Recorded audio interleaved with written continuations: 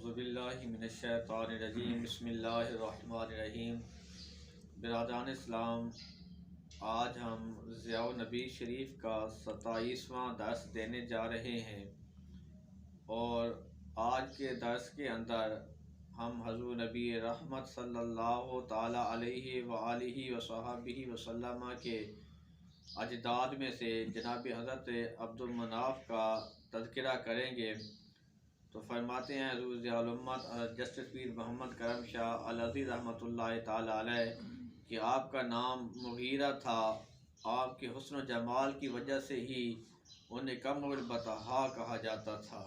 ایک پتھر ملا جس پر ایک تحریر کنندہ تھی، اس میں یہ جملہ تھا کہ میں مغیرہ بن قصی ہوں، میں قریش کو وصیت کرتا ہوں کہ اللہ رب العزت اور سے ڈرتا رہا کریں اور قریبی رشتہ داروں کے ساتھ اچھا سلوک کریں۔ نبی کریم صلی اللہ تعالی علیہ وآلہ وسلم کا نور ان کے چہرے پر چمکتا تھا، ان کے ہاتھ میں نظار کا جھنڈا اور حضرت اسماعیل علی نبینا وعلیہ الصلوۃ والسلام کی کمان ہوا کرتی تھی۔ اور ان کے بارے میں علامہ آلوسی لکھتے ہیں کہ ان کو ان کے حسن و جمال کی وجہ سے بطحاء کا چاند کہا جاتا تھا۔ حضرت زبیر رضی اللہ تعالی عنہ فرمایا کرتے ہیں کہ انہیں ایک پتھر ملا جس پر یہ عبارت کنندہ تھی کہ میں مغیرہ بن قصی ہوں، میں قریش کو وصیت کرتا ہوں کہ وہ اللہ تعالیٰ سے ڈرتے رہا کریں، وہ اپنے قریبی رشتہ داروں کے ساتھ حسن سلوک کریں۔ آپ بتوں سے بغض رکھتے تھے اور نبی دو عالم صلی اللہ تعالی علیہ وآلہ وسلم کا نور آپ کی پیشانی پر چمکتا تھا۔ اپنی سخاوت اور غیر معمولی سیاسی فہم و فراست کی وجہ سے اپنے والد کے بعد یہیں اپنے قوم کے سردار مقرر ہوئے۔ عبد المناف کو عبد المناف کیوں کہتے ہیں تو اس کی وجہ تسمیہ بیان کرتے ہوئے علامہ سہیلی فرماتے ہیں کہ اس کا وزن مفعل ہے، یعنی مناف پر وزن مفعل ہے۔ یہ انافہ یونیف و انافتن سے ماخوذ ہے، اس کا معنی ہے بلند و بالا، انافہ یونیف و انافتن۔ علامہ فضل رحمۃ اللہ تعالی علیہ فرماتے ہیں کہ الانافہ کے بارے میں کہ آپ کا لقب انافہ کیوں ہوا تھا، فرماتے ہیں کہ ناف کا معنی ہے شرف و کرامت اور زیادتی، اس وجہ سے آپ عبد المناف کے لقب سے مشہور ہوئے، کیونکہ اپنے خصائل و مکارم کے بعد ہی اپنے ہم عصروں سے اعلیٰ عرفہ ہے۔ تو عبد المناف کے 4 بیٹے تھے، ایک کا نام ہاشم تھا، ایک کا نام مطلب، ایک کا نام عبد الشمس اور ایک کا نام نوفل۔ اپنے ذاتی صفات و خصائل میں عبد المناف کا کوئی جواب نہ تھا، ساری قوم ان کو اپنا رئیس سمجھتی تھے۔ اپنے باپ کی تقسیم پر نہ عبد المناف کو نے کوئی اعتراض کیا اور نہ ان کی زندگی میں ان کے بیٹوں نے عبد الدار کے بیٹوں سے کوئی جھگڑا کیا، لیکن جب دونوں بھائی عبد الدار اور عبد المناف راہی ملک بقا ہوئے تو عبد المناف کے بیٹے اس ناانصافی پر زیادہ دیر خاموش نہ رہ سکے۔ وہ اپنے آپ میں شجاعت، شہامت اور سخاوت کی بلند پایہ خوبیاں دیکھتے تھے، اس بنا پر وہ سمجھتے تھے کہ اپنے عمزادہ بھائیوں سے یعنی چچا زاد بھائیوں سے وہ ان مناصب کے زیادہ حقدار ہیں۔ آخر کار انہوں نے طے کر لیا کہ وہ اپنا حق لے کر ہی رہیں گے۔ انہوں نے خوشبو سے بھرا ہوا ایک پیالہ مسجد میں رکھ دیا اور یہ اعلان کر دیا کہ اس کشمکش میں قبائل جو ان کا ساتھ دینا چاہتے ہیں وہ پیالہ میں اپنا ہاتھ دبوئیں۔ چنانچہ عبد المناف، بنی زہرہ، بنو اسد، بنو تیم بن مرہ اور بنو حارث، بنو فہر قبائل نے اس پیالہ میں اپنے ہاتھ ڈبونے شروع کر دیے۔ اس طرح گویا انہوں نے یہ وعدہ کیا کہ وہ اس نظام میں بنی عبد المناف کا ساتھ دیں گے۔ خوشبو میں ہاتھ ڈبونے کے بعد یہ قبائل خوشبو والوں کے لفظ سے معروف ہو گئے۔ بنو عبد الدار نے بھی زور شور سے مقابلہ کی تیاری شروع کر دی اور اپنے حلیف قبائل کو امداد کے لیے بلایا۔ انہوں نے خون سے بھرا ہوا ایک پیالہ رکھا، پہلے لوگوں نے خوشبو کا بھرا ہوا پیالہ رکھا تھا، انہوں نے خون سے بھرا ہوا ایک پیالہ رکھا اور کہا کہ اس پیالہ میں جو شخص ہاتھ ڈالے گا اپنے ہاتھ کو خون آلود کرے گا، پھر اس ہاتھ کی انگلیوں کے اوپر جو خون لگے گا وہ اس انگلیوں کو چاٹ لے گا، وہ ہمارے معاونین میں شمار ہوگا۔ خون آلود انگلیاں چاٹنے کی وجہ سے یہ قبائل لائقۃ الدم یعنی خون چاٹنے والوں کے نام سے مشہور ہو گئے۔ تو پہلے مطیبون یعنی خوشبو والے تھے، اور یہ کیا ہوئے؟ لائقۃ الدم۔ جن قبائل نے ان کا ساتھ دیا ان کے نام یہ ہے: بنو مخزوم، بنو سام، بنو عدی بن کعب۔ بعض دانشمند اور نیک فطرت افراد کی کوششوں میں ان میں مصالحت کی صورت پیدا ہو گئی، اور یہ طے پایا کہ رفادہ، قیادہ اور سقایا کے مناصب عبد مناف کے بیٹوں کو ملیں گے، اور حجابہ اور لواء کے مناصب عبد الدار کے بیٹوں کے سپرد کیے جائیں گے، اور دار ندوہ دونوں کے درمیان مشترک رہیں گے۔ چنانچہ گھڑ سوار دستوں کی قیادت عبد الشمس بن عبد مناف کو دی گئی۔ عبد الشمس کے بعد امیہ کے بعد حرب، اور حرب کے بعد ابو سفیان کو یہ منصب ملا۔ جنگ کے وقت لشکر کے سپہ سالار اس خاندان کے لوگ ہوا کرتے تھے۔ احد خندق میں کفار کے لشکر کا سردار ابو سفیان تھا۔ بدر میں قیادت عتبہ بن ربیعہ کو تفویض کی گئی۔ اس کی یہ وجہ تو یہ تھی کہ عتبہ کی عمر ابو سفیان سے بڑی تھی، نیز ابو سفیان اس وقت مکہ میں نہ تھا بلکہ قریش کے تجارتی کارواں کے ساتھ شام گیا ہوا تھا۔ رفادہ کا منصب عبد مناف کے بعد ہاشم کو، ان کے بعد عبد المطلب کو، ان کے بعد ابو طالب کو، ان کے بعد ان کے بھائی عباس کو ملتا رہا۔ یہ سلسلہ بنی عباس میں جاری رہا یہاں تک کہ بغداد اور مصر سے خلافت عباسیہ کا خاتمہ ہو گیا۔ سقایا کا منصب بھی عبد مناف کے بعد ہاشم کو، ان کے بعد مطلب کو ملا۔ جب ہاشم کے فرزند شیبہ عبد المطلب جو بڑے ہو گئے تو انہیں ملا، لیکن مطلب کی وفات کے بعد نوفل نے اپنے بھتیجے عبد المطلب سے یہ منصب چھیننے کی کوشش کی۔ تمام ان مکانات اور کھلے صحنوں پر قبضہ کر لیا جہاں عبد المطلب حاجیوں کو زبیب ملا پانی پلایا کرتے تھے۔ عبد المطلب نے اپنے رشتہ داروں کو مدد کے لیے پکارا، انہوں نے یہ کہہ کر ساتھ دینے سے انکار کر دیا کہ یہ معاملہ چچا اور بھتیجے کے درمیان ہے، ہم مداخلت سے معصور ہیں۔ عبد المطلب نے یسرع میں اپنے نہال والوں کو مدد کے لیے لکھا۔ آپ کے ماموں ابو سعد بن عدی النجار آپ کا خط پڑھ کر رو پڑے اور 80 سواروں کے ساتھ ان کو لے کر مکہ پہنچے، اور وادی مکہ میں یعنی جب ابتہ جو وادی مکہ ہے وہاں قیام کیا۔ عبد المطلب کو معلوم ہوا تو انہوں نے آ کر کہا: المنزل یا خالو، مامو جان گھر تشریف لے چلیے۔ آپ نے کہا: لا واللہ حتی القا نوفلا، بخدا ایسا نہیں ہو سکتا، جب تک میں نوفل سے ملاقات نہ کر لوں میں نہیں جا سکتا۔ عبد المطلب نے بتایا کہ انہیں میں حجر میں مشائخ قریش کے ساتھ بیٹھے چھوڑ آیا ہوں۔ ابو سعد فوراً وہاں پہنچے۔ نوفل انہیں دیکھ کر کھڑے ہو گئے اور کہا: یا ابا سعد انعم صباحا، اے ابو سعد صبح مبارک ہو۔ ابو سعد نے جواب دیا: لا انعم اللہ لک صباحا، اللہ تعالیٰ تیری صبح کو مبارک نہ کرے۔ یہ کہہ کر تلوار بے نیام کر لی، اور تلوار کو بے نیام کر کا اعلان کیا: رب کاذبہ کی قسم، اگر تم میرے بھانجے کو اس کی چیزیں لٹا کر نہیں دو گے تو میں تمہیں اس تلوار کے ساتھ تمہارا خاتمہ کر دوں گا، تمہارے خون میں بہا دوں گا۔ نوفل نے کہا: میں نے یہ ساری چیزیں اسے لٹا دی ہیں۔ ابو سعد نے رؤساء قریش کو اس پر گواہ بنا دیا۔ پھر چند روز انہوں نے اپنے بھانجے کے پاس گزارے، پھر عمرہ ادا کیا اور یہ سب لوٹ گئے۔ عبد المطلب کے بعد ابو طالب کو سقایا کا منصب ملا۔ آپ نے اپنی زندگی میں اپنے بھائی عباس کو دے دیا۔ اس کی وجہ یہ بتائی جاتی ہے کہ 1 سال مالی کمزوری کی وجہ سے سقایا کے فرائض سر انجام دینے کے لیے ابو طالب نے اپنے بھائی عباس سے 10,000 درہم قرض لیے تھے اور سال کے اندر قرض ادا کرنے کا وعدہ کیا تھا۔ جب سال گزر گیا وہ قرض ادا نہ کر سکے تو انہوں نے سقایا کا منصب حضرت عباس کے حوالے کر دیا۔ حضرت ہاشم کا نام عمر یا عمر تھا۔ تو فرماتے ہیں اور عبد الشمس جوڑے کے بھائی تھے۔ جب پیدا ہوئے تو ہاشم کے پاؤں کا انگوٹھا عبد الشمس کے سر کے ساتھ چسپاں تھا۔ اس کو الگ کرنے کے لیے تیز دھار آلہ کا استعمال کیا گیا جس سے خون کے چند قطرے ٹپک پڑے۔ لوگوں نے ازرہ قیافہ کہنا شروع کر دیا کہ ان کی اولاد کے درمیان خون ریزی ہوگی۔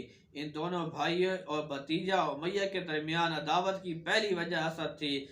اپنے باپ کے بعد ہاشم اپنی خصال حمیدہ کے بعد قوم کے سردار بن گئے۔ ان کے جود و کرم کا بادل ہر وقت برستا رہتا۔ امیہ بتکلف بڑا بننے کی کوشش کرتا تھا لوگوں نے اسے سمجھایا ہاشم سے ریس مت کرو، یعنی ہاشم سے ریس کہنا چھوڑ دو، لیکن وہ باز نہ آیا۔ اس نے ہاشم کو منافرہ کا چیلنج دیا۔ آپ نے اپنے عالی منصب کے پیش نظر اس چیلنج کو قبول کرنے سے گریز کیا، لیکن ہاشم کو مجبور کیا کہ اس چیلنج کو قبول کرے۔ لوگوں نے مجبور جب کیا تو اس نے کہا کہ میں تمہارے منافرے کے چیلنج کو قبول کرتا ہوں، جو بازی ہار جائے وہ ایسی 50 اونٹنیاں ذبح کرے جن کی آنکھیں کالی ہوں۔ نیز وہ مکہ سے 10 سال کے لیے چلا گیا۔ امیہ نے یہ شرط منظور کر لی۔ اسفان کے کاہن الخزائی کو حکم مقرر کیا گیا۔ دونوں فریق اپنے حامیوں کے ساتھ اسفان کے روانہ ہوئے۔ اس سے پہلے کہ کاہن کو دونوں فریق اپنی آمد کا مقصد سے آگاہ کرتے، اس نے خود ہی کہنا شروع کر دیا، قسم ہے چمکنے والے چاند کی، دمکنے والے ستارے کی، برسنے والے بادل کی اور فضا میں اڑنے والے پرندوں کی، ہاشم امیہ سے مفاخر میں گوئے سبقت لے گیا۔ تو حضرت محترم امیہ بازی ہارنے کے بعد 10 سال تک شام میں خود اختیار کردہ دلاوطنی کی زندگی گزارتا رہا۔ حضرت ہاشم نے 50 کالی آنکھوں والی اونٹنیوں کو ذبح کیا اور عوام میں ان کا گوشت تقسیم کیا۔ پھر یہ وقت گزرتا رہا۔ یہ لوگ ایسے تھے کہ جن کو اندر یہ صفت پائی جاتی تھی، وہ لوگوں کی مہمان نوازی کرتے تھے۔ کوئی بھی آدمی وہاں آتا، ان کی خاطر مدد کرنا ان کا یہ بڑی وتیرہ تھا۔ تو ایک مرتبہ ایسا ہوا کہ 61 سالی کے بعد شدید افاقت تک نوبت پہنچ گئی۔ لوگوں نے کئی روز تک کھانے کے لیے کچھ بھی ان کے پاس میسر نہ آتا۔ ہاشم مکہ سے شام گئے، وہاں سے آٹا خریدا اور حج کے ایام میں لدے ہوئے اونٹوں کے ساتھ مکہ واپس آئے۔ روٹیاں پکائی گئی، اونٹ قطار در قطار ذبح کیے گئے، ان کے گوشت بنائے گئے، گوشت بنا کر ان کے سالن تیار کیے گئے، پھر سالن تیار کر کے سالن کے شوربے بنائے گئے، شوربوں کے اندر روٹیوں کے ٹکڑے ڈال کر ان کو سرید بنائی گئی، پھر وہ لوگوں کے لیے کھانا تیار کیا گیا۔ تو حضرت محترم آپ کو ابو بطحا اور سید البطحا بھی کہا جاتا۔ اسر و یسر میں ان کا دسترخوان مہمانوں کے لیے بچھا رہتا۔ ایک صحابی سے مروی ہے، وہ کہتے ہیں کہ میں نے رسول اللہ صلی اللہ علیہ وسلم اور حضرت ابوبکر صدیق رضی اللہ تعالی عنہ کو باب بنی شیبہ کے پاس دیکھا۔ وہاں سے ایک شخص گزرا جو یہ کہہ رہا تھا، اے وہ شخص جس نے اپنا کجاوا الٹا کیا ہوا ہے، کیا تو اب تو دار کی اولاد کے پاس مہمان نہیں ٹھہرا؟ تیری ماں تجھے روئے، اگر تو ان کے صحن میں اترتا تو تجھے افلاس اور تنگ دستی سے بچا لیتے۔ رسول اکرم صلی اللہ تعالی علیہ وآلہ وسلم نے سنا تو سیدنا صدیق اکبر رضی اللہ تعالی عنہ کی طرف متوجہ ہوئے اور فرمایا، کیا اس نے جو بات یہ کہہ رہا ہے، کہنے والے نے اسی طرح ہی کہا ہے؟ صدیق اکبر رضی اللہ تعالی عنہ نے عرض کی، یا رسول اللہ صلی اللہ علیہ وسلم، لا والذی بعثک بالحق، اس خدا کی قسم جس نے آپ کو حق کے ساتھ مبعوث فرمایا ہے، ایسا نہیں کہا۔ فرمایا اس نے کہا تھا کہ یا ایھا الرجل المحول رحلہ، کیا ہے وہ شخص جس نے اپنا کجاوا الٹا کیا ہوا ہے، الا نزلت بآل عبد مناف، کیا تو عبد مناف کی اولاد کے ہاں مہمان نہیں ٹھہرا؟ حبلت کا امو کا، کہا تیری ماں تجھے روئے، لو نزلت برحلہم، اگر تو ان کے صحن میں اترتا، منعو کا من عدم و من اکراف، تو تجھے افلاس اور تنگدستی سے بچا لیتے۔ وہ اپنے غنی کو اپنے فقیر کے ساتھ ملا دیتے ہیں، یہاں تک کہ ان کا فقیر ان کے ہاں جب لوٹتا ہے تو وہ بھی ایک غنی کی طرح اپنی ضروریات کا کفیل بن جاتا ہے۔ یہ سن کر رسول اکرم صلی اللہ تعالی علیہ وآلہ وسلم نے تبسم فرمایا اور کہا، میں نے یہ اشعار اسی طرح سنے ہیں۔ علامہ آلوسی لکھتے ہیں، فرماتے ہیں کہ آپ مسافروں کو سوار کیا کرتے تھے، لوگوں کے مالی حقوق اپنے جیب سے ادا کیا کرتے، اللہ تعالیٰ کے رسول کا نور آپ کے چہرہ پر ذو فشاں رہتا تھا، جو آدمی آپ کی زیارت کرتا تو آپ کے ہاتھ چوم لیتا، جب بھی آپ کسی کی چیز کے پاس سے گزرتے وہ چیز آپ کو سجدہ کرتی چلی جاتی۔ آپ کی سخاوتیں بطور ضرب المثل عرب میں مشہور تھی۔ وہ پہلے شخص ہیں جنہوں نے قریش کے 2 سفروں کا آغاز کیا، ایک تجارتی سفر سردیوں میں اور دوسرا تجارتی سفر گرمی میں ہوا کرتا تھا۔ یہ لوگ سفر کیا کرتے تھے، اس طرح ان کا یہ طریقہ کار تھا، وہ لوگ زندگی گزارا کرتے تھے۔ تو فرماتے ہیں کہ حضرت ہاشم کا ایک خطبہ جو فصاحت فصاحت و بلاغت کے علاوہ حکیمانہ اقوال کا بھی ایک مرکز زیبا ہے، سامعین کی خدمت میں وہ بھی پیش کرتا ہوں۔ اس کے سننے کے سماع سے حضرت ہاشم کی بلند نظری اور قوم کی اصلاح و فلاح کے لیے ان کے حکیمانہ انداز فکری کی گہرائیوں اور وسعتوں کا آپ اندازہ لگا سکیں گے، اور مکارم اخلاق جن سے ان کی ذات متصف تھی اس کا بھی آپ کو کچھ نہ کچھ تصور ہو جائے گا کہ ان کا کیا علم تھا۔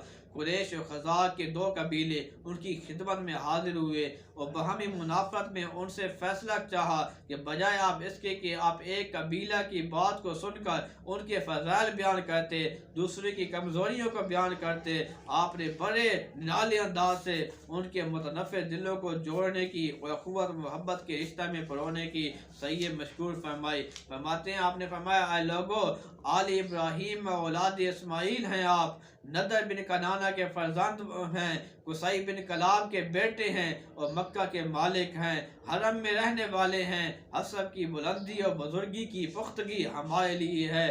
جس نے کسی کے ساتھ دوستی کا معاہدہ کیا ہے اس کی مدد ضروری ہے، اور اگر وہ پکارے تو اس کو لبیک کہنا لازمی ہے، بجز اس کے کہ اس کی دعوت اپنے قبیلہ سے سرکشی اور قطع رحمی کی ہو۔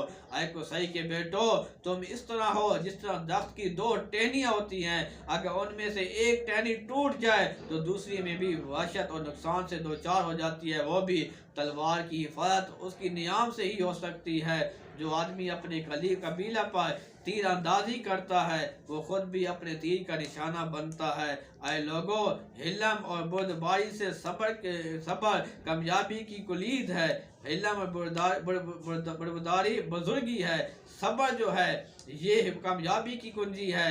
اچھائی ایک خزانہ ہے اور سخاوت سرداری ہے، اور جہالت کا مینگی ہے۔ دن بدلتے ہیں، زمانہ تغیر پذیر ہوتا ہے، اور ہر انسان کو اپنے کام کی طرف منسوب کیا جاتا ہے، وہ اپنے عمل کے باعث اس سے باس پرس کی جاتی ہے۔ اچھے کام کرو، لوگ تمہاری تعریفیں کریں گے، فضول باتوں سے بچو اور دامن کش رہو، بے وقوف لوگوں سے تم علیحدہ رہو، اپنے ہم نشین کی عزت کرو، تمہاری مجلسیں آباد رہیں گی، اپنے شریک کار کی حفاظت کرو، لوگ تمہاری پناہ لینے کے لیے مشتاق ہوں گے، اپنے ذات کے ساتھ بھی انصاف کرو، تم پر اعتماد کیا جائے گا، مکارم اخلاق کی پابندی کرو کیونکہ اس میں تمہاری بلندی ہے، اور کمینہ عادتوں سے دور رہو کیونکہ اس سے عزت خاک میں مل جاتی ہے اور ناموری کا کثر منہدم ہو جاتا ہے۔ حضرت ہاشم کی عمر ابھی 25 سال کے قریب تھی۔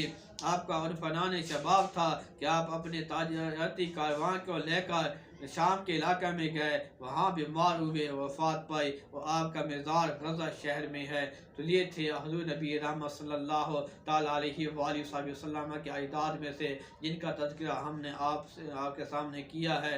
تو دعا ہے اللہ تعالیٰ حضور نبی رحمت صلی اللہ تعالیٰ علیہ وآلہ وسلم کے خاندان والوں کے اسی طرح ہم کو ذکر کرنے کی توفیق عطا فرمائے، اور ان کے تذکرے سن کر ہمیں بھی ایسے کام کرنے کی توفیق عطا فرمائے کہ جن کے اندر اللہ تعالیٰ کی رضا ہو۔ اللہ تعالیٰ ہم سب کا حامی و ناصر ہو۔ آخر دعوانا الحمدللہ رب العالمین۔